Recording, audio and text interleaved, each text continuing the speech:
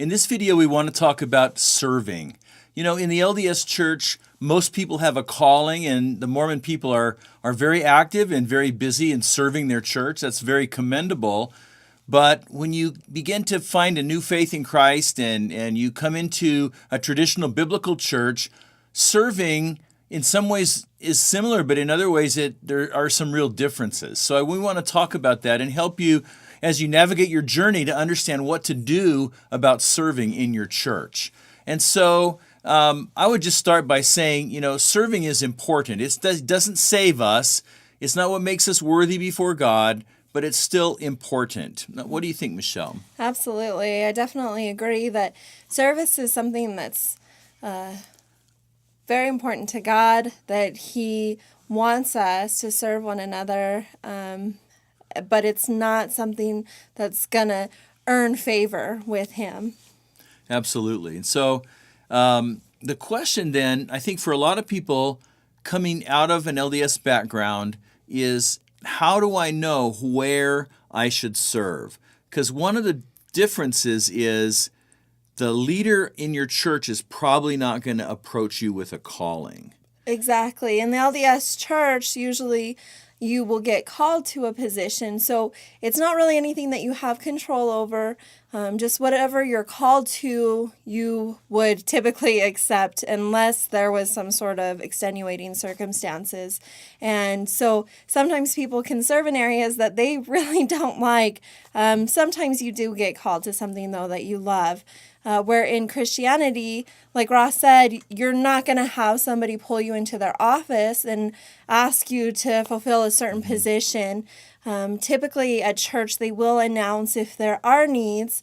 Really the best thing to do is kind of pay attention, maybe even ask others, kind of look around and see what needs are in your church.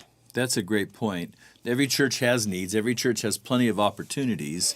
And but I think one of the big differences is that in a traditional Christian church, people are going to have to take some initiative themselves, right? Exactly. You know, but how do I know? Like you mentioned, listen for needs.